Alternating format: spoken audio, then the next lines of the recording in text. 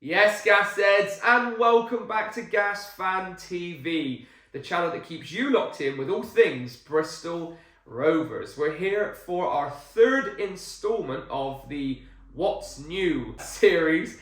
I rewatched those videos probably about half an hour ago, and I did say in each one that they may be weekly or bi-weekly, and it's been about 6 weeks. So I'm really sorry about that. I had a holiday in between, I was then back to work, it was then my son's second birthday. Things just got in the way, but we're back now. Now, the last video I did, actually, I had a look, was on the 16th of July. A lot has happened since then. I mean, the season hadn't even kicked off.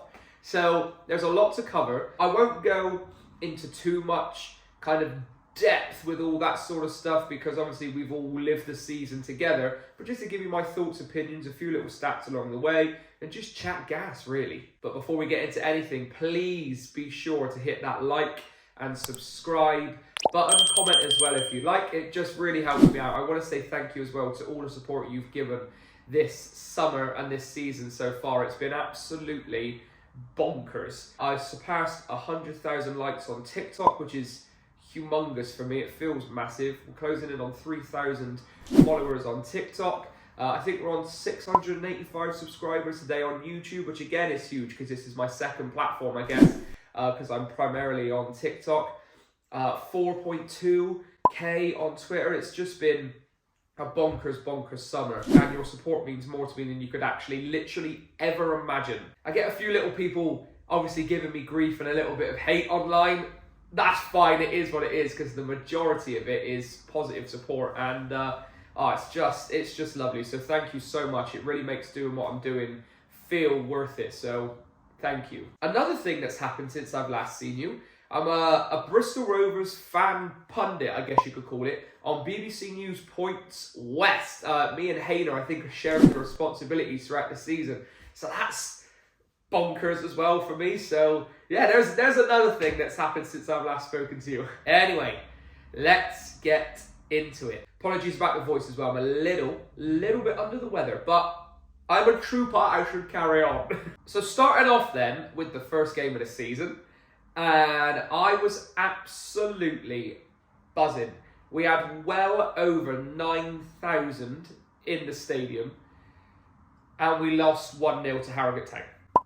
I mean, it just was not the best way to start the season. I was driving home from France. I drove to France, a 14-hour trip on both the days I drove there and back. Driving home, stepbrother says to me, "Yeah, you're 1-0 down." I said, "Yeah, give it a rest, mate." He said, "You're 1-0 down." And I thought, oh, for flip's sake, of course we are. Of course we are. It did not get off to a good start at all. We then go away to Fleetwood Town, and you're thinking, right, opportunity to bounce back, and then we lose 2-1. Promise I'm a Cherry got the goal from a penalty kick, and it showed a little bit of fight in that second half. We then go away to Chesterfield. We go 1-0 down, red card, Joel Senior, and then we pull it back to 1-1. Hutchinson at the back post, and we're thinking, hang on a minute, we look better with 10 men. We lost 3-1. So again, it didn't start well. In between that as well, we played Cambridge at home at the Mem in the Carabao Cup first round, and we got absolutely demolished 2-0. And when I say demolished, I mean it was demoralising, the performance, because we were absolutely pony. I'll give you a guess, just one guess, who scored the second goal and also who assisted it. Yep, Ryan Loft scored for Cambridge at the Mem, and James Gibbons assisted it as well. It's fair to say the start to the season was fairly calamitous. What we did notice, however, is that when we looked at our worst, which I will get to in a second, when we look at our worst, we're playing in a back three, back five kind of mould. When we go to a back four, we look so much more comfortable, which, spoiler alert, I will get to. Then roll around the first home game of the season that I was able to go to, which was on a Tuesday night, 7:45 kickoff versus Oldham Athletic. I was fairly confident that we were going to get the job done, more so because we have to. You know, we have to. It's Oldham Athletic. They've just come up. Yeah, all right, they're having a good season. They're doing well. But you've got to be beating Oldham Athletic at home if you want any chance of pushing up that table and eventually, hopefully, going up. And that game finished 0-0. We just looked a little bit lackluster, but we could see there were some signs of like pattern of play forming on the pitch and a bit of comfortability out there as well. We also found that Promise Cherry better on the wings than he is up front. Who would have knew? Of course, a lot of people knew this because that was his position at Fleetwood, but credit to Darryl and his staff for thinking, do you know what? We'll try this. What we found then is that we were then going with Promise on the left or the right. They've changed a lot. Thomas on the left or the right as well. And then Ellis Harrison up top. Sometimes it's Sotirio on the wings and Thomas is on the bench, but we found that kind of balance at what we needed, because what Promise will give you on the left or the right is an absolute battering ram. He holds the ball up fairly well. He's also got a few little techers as well. I mean, Newport away, literally just last Saturday, again we'll come to, moment, he holds the ball up, rolls it, megs the player, gets dragged down, gets a foul, and the team just swarming. Oh, I love it. So, really good to see Prom out there on the wings. Ellis Harrison as well. We will get to it again in a second, but I may have been proved wrong. My opinion has now changed about the signing of Ellis as well. We saw signs of that in the 0-0 versus Oldham Athletic. We then invite Cambridge United back to the men again for the second time in about a week, 2 weeks. And this is where we were really thinking, right, if we win this, this is now where we can cement something and hopefully then kick on. And we won 1-0. Ellis Harrison with an unbelievable finish. Alfie Kilgore flicks it off his head from a Macaulay Southern Hills long throw.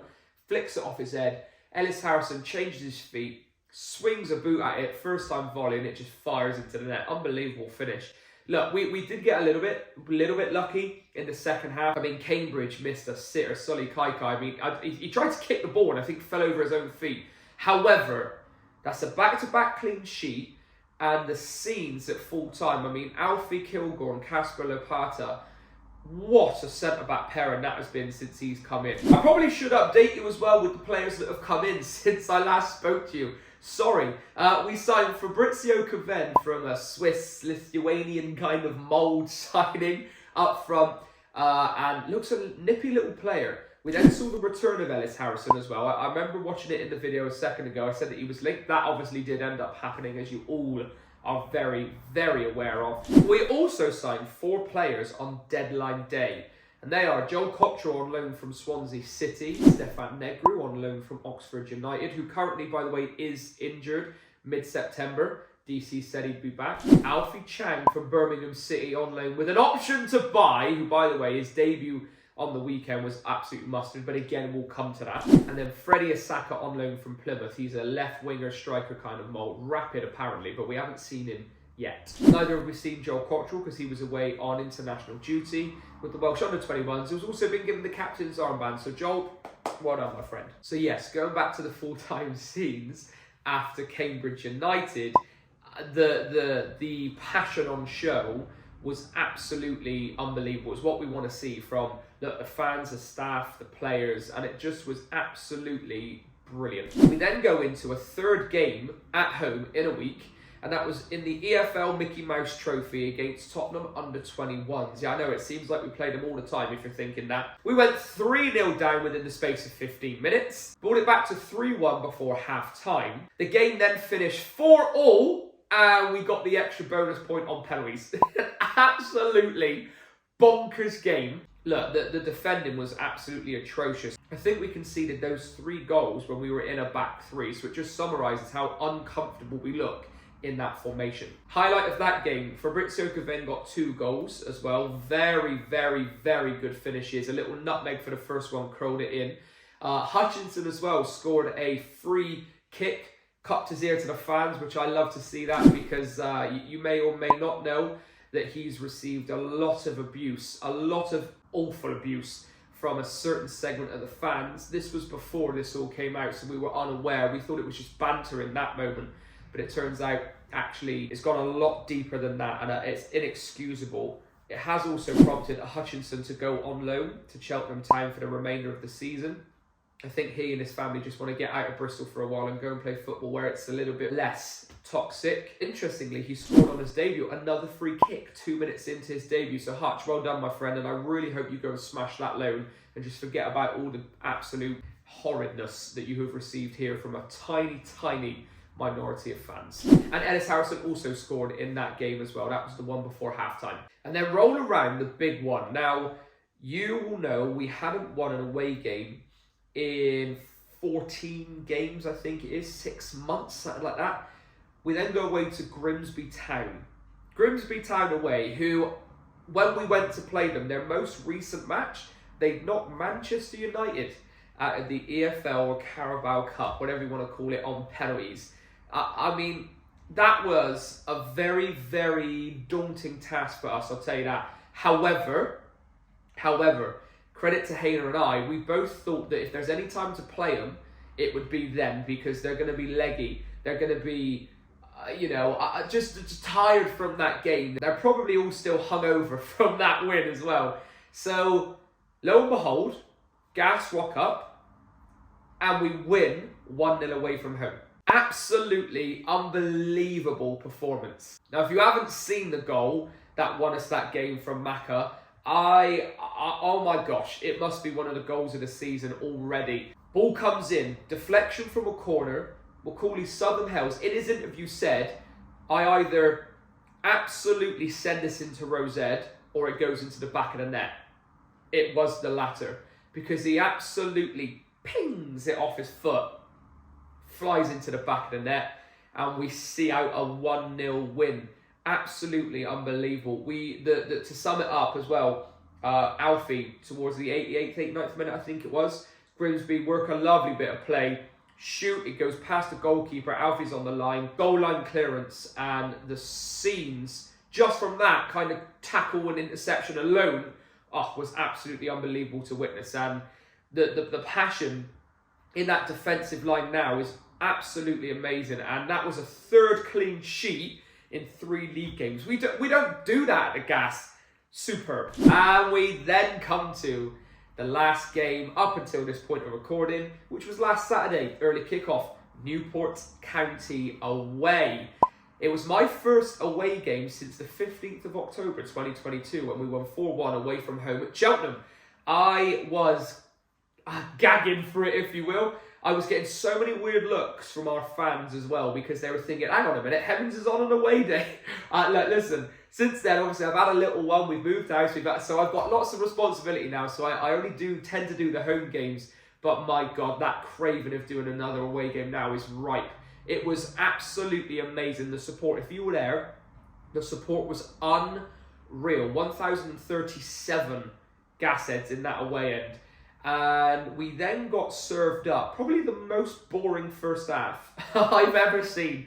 0-0 at half-time, no clear-cut chances. We looked poor, Newport looked poor, but it was live on Sky Sports. So Daryl must have said something at half-time, because we come out and we go 3-0 up within the space of 20 minutes. Luke Thomas gets a brace. Yeah, all right, they were gifted to him, but he took them fairly well, to be fair. Ellis Harrison comes off the bench, and then to shut me up even more, he goes up back post, nods it in, and he gives it one of these in the away end. Oh, I just love it. I love the bloke. Listen, I never said he was a bad player. I just thought that he might not be coming in as a first-choice striker, but he's proved me wrong. He's been absolutely superb, and he's our top goal scorer in all competitions with 3. Darryl then goes back to a back 3, back 5. There was no real reason to do this, unless it was to take off, this has just dawned on me, to take off Maka to keep him nice and fresh, because he's injury prone. But either way, there was no real threat to go to a back 3, back 5. You could have kept a back 4,